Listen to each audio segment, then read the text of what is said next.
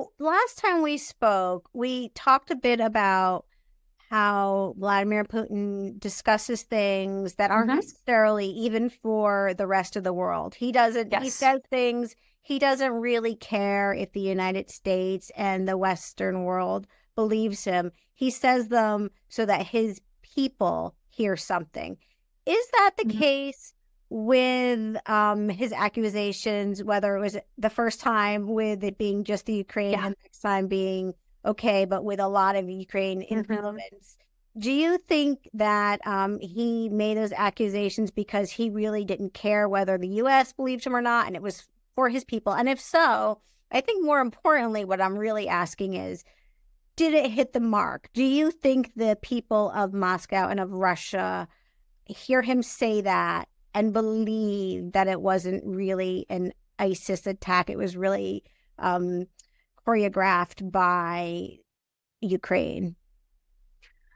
That I think is the main motivator for him coming out and somewhat taking it back a notch in terms of solely blaming it on Ukraine supported by the West.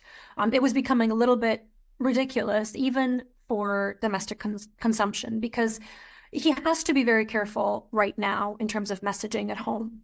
We're not talking about border regions and border cities anymore, as we did last time when you and I talked. We're talking about Moscow. And even if it's on the outskirts of Moscow, where the theater is located, nonetheless, we are still talking about the capital of the Russian Federation. He cannot play this down. He also cannot pretend that it's not that big a deal. It's all the way over there. It's very close to the border. We've got it under control on the border with Ukraine. This is Moscow. And he has to talk about the attack and its aftermath with maximum urgency.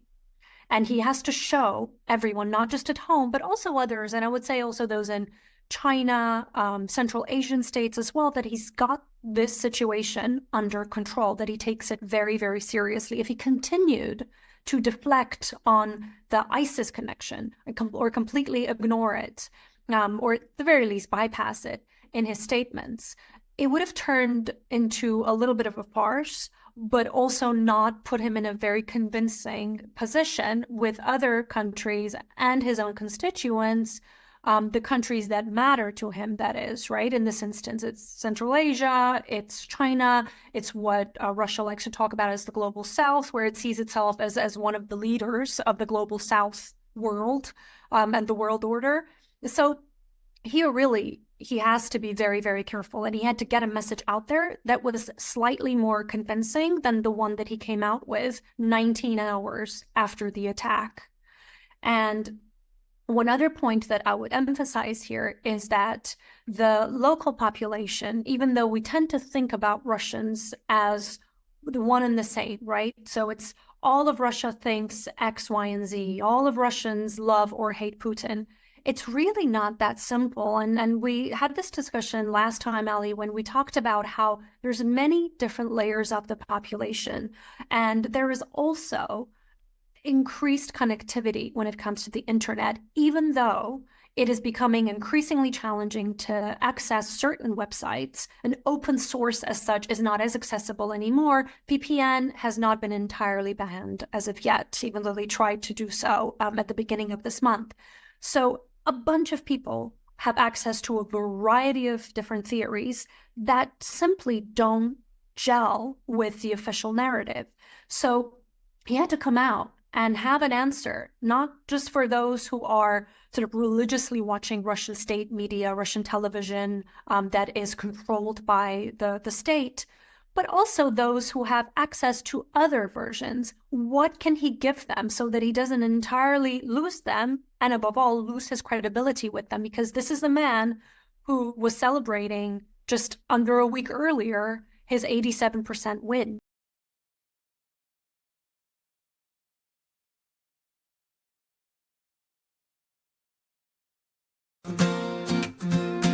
In the soft embrace of morning light, rocky and rugged, hopefully sight, a whisper of promise, a sense so sweet, reviving energy with every heartbeat.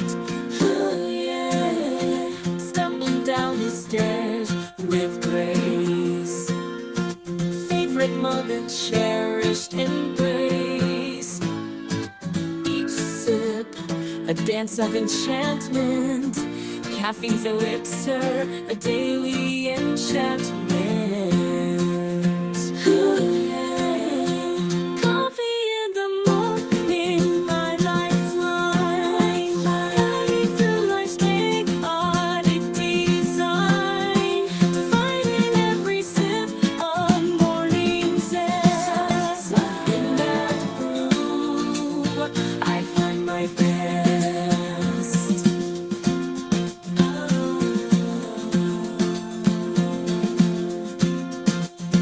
The morning sun, a gentle caress, bathing the world in warmth no less. A symphony of flavors in every pore, awakening senses, a ritual to adore.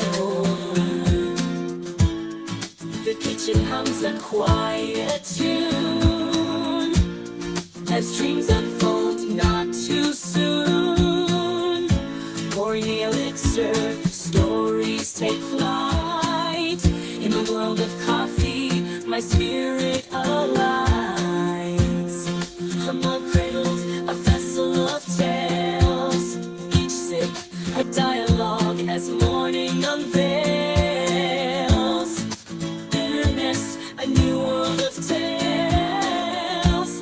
As the day unfolds, a caffeinated tale in morning symphony, where moments prevail.